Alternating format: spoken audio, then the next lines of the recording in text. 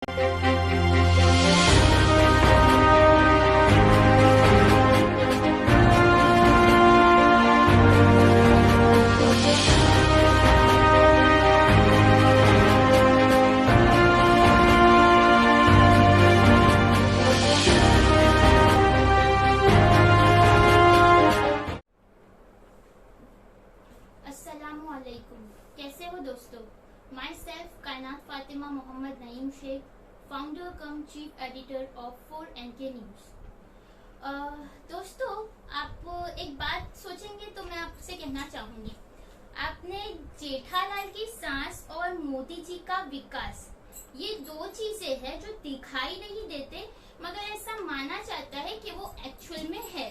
ठीक है, अब जैसे देख लीजिए ना, बरोज में यस्टरडे में गई थी मार्केट, तो वहाँ पे अब सबको पता है जैसे कि अभी समर सीजन आ रहा है तो जाहिर सी बात है आम भी आ रहे होंगे बाजार में। तो एक ठेले वाला वहाँ मौजूद था। मैंने उनसे पूछा कि भैया ये जो आम है ये केमिकल से तो नहीं पके हुए है?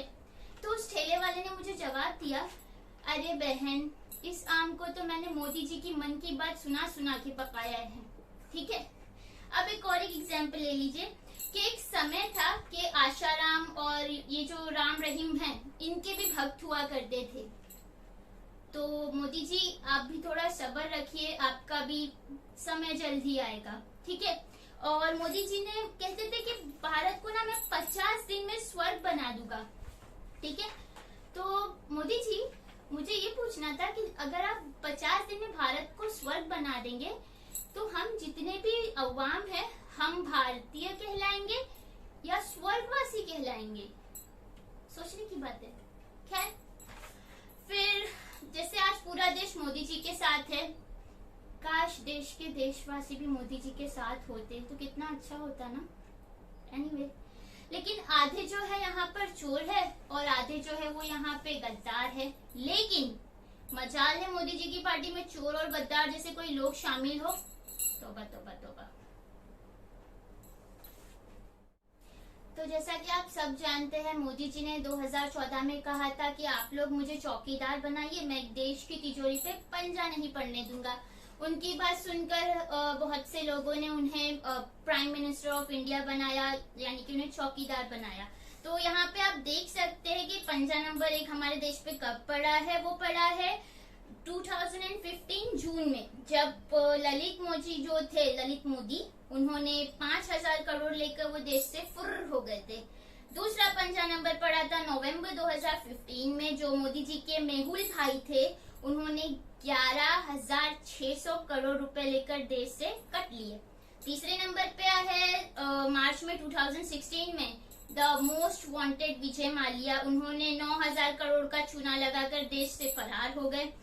चौथे नंबर पर आते हैं नीरव मोदी जी, जो 11,000 करोड़ लेकर देश से निकल लिए। तो ये जो लोग हैं लूट कर ये ले जाते हैं और जो आम अवाम है उनसे पैसे वसूले जाते हैं। तो इसीलिए अब की बार तो भाई बदलो चौकीदार। ठीक है, तो मैंने यहाँ पे कुछ इन्फॉर्मेशन कलेक्ट की है ताकि मैं आपको जो फैक्ट बेसिस है वो बता सकूं, क्योंकि मैं देश की प्राइम मिनिस्टर नहीं हूँ कि कुछ भी फड़फड़ा दूं या बड़बड़ा दूं। तो इसीलिए मैंने अपने पास कुछ नोट्स कलेक्ट किया है। तो जैसे कि आप सब जानते हैं कि आप और हम बहुत मेहनत से पैसे कमाते हैं और वो पैसे कमाकर हम जो है वो बैंक में जमा करते हैं, और जो बैंक में हम जमा करते हैं तो उसी को उठाकर लोन के तौर पर जो है व्यापारियों को दिए जाते हैं। अब ये व्यापारी उन पैसों से जो भी अय्याशियां करे या जो कुछ भी करे, ठीक है। अब जब ये लोन जो व्यापारी है चुका नहीं पाते तो इस कंडीशन में क्या होता है, वो अपना बोरिया बिस्तर सब उठाकर निकल लेते हैं और बैंक जो है वो आ जाता है बेचारा डूबने की कतार पर। हम और आप जैसे लोग जो है वो रोड्स पे निकलते हैं, रैलियां करते हैं, ठीक है। हम अपनी छोटी छोटी चीजों के लिए पैसे जमा नहीं कर पाते, आत्महत्या जैसी चीजें तक नौबत आ पहुंचती है। फिर जो है राजनीतिक पार्टियां क्या करती है, वो है ना अपने ऊपर आरोपियों का जो होता है ना टेबल टेनिस खेलना शुरू कर देती है कि अरे आपकी पार्टी जब एग्जिस्ट करती थी उस टाइम पे आपने लोन दिया था, अरे नहीं आपकी पार्टी के टाइम पे आपने लोन दिया था, हमने नहीं दिया था, वगैरह वगैरह। तो इन सब के बीच में एक बात समझ में नहीं आती है दोस्तों कि ये जितने भी अपराधी है जो फ्रॉड करते हैं, ये लोग आखिर लंदन में ही जाके क्यों बस जाते हैं, और अगर वहां जाकर वो बस भी जाते हैं तो वहां से वो वापस क्यों नहीं आते, या फिर वहां से उन्हें वापस क्यों नहीं लाया जा सकता। तो आज हम इस वीडियो में इस बात को समझने की कोशिश करेंगे। अब जैसे कि आप सब जानते हैं, विजय माल्या जी जो है वो कभी भी फेंके हुए पैसे बिल्कुल भी नहीं उठाते, वो सीधा बैंक से उठाते हैं और फरार हो जाते हैं। और दोस्तों एक बात समझ में नहीं आती कि एयरपोर्ट जो है वहां से एक कमला पसंद की पुड़िया नहीं निकल सकती, तो ये हट्टा खट्टा विजय माल्या कैसे निकल जाता है। और दोस्तों अगर जरूरी नहीं कि आप युवा है तो आप पकौड़े ही बेचे, अगर आपके पास टैलेंट है तो आप पूरा का पूरा बैंक भी बेच सकते हैं। खैर छोड़िए, जैसे कि दोस्तों आप सब जानते हैं कि हम और आप जो है कितने सालों से सुनते आ रहे हैं कि विजय माल्या है, नीरव मोदी है, ललित मोदी है, और या फिर ऐसे बहुत से सैकड़ों नाम है अगर आप ढूंढने निकले। तो ये लोग क्या करते हैं, फ्रॉडगिरी करते हैं और अपने देश से जो है फरार हो जाते हैं। अब क्या होता है, इन्हें जब देश से फरार होते हैं तो इन्हें वापस नहीं लाया जा सकता, या फिर यूं कहा जाए इन्हें वापस नहीं लाया जाता।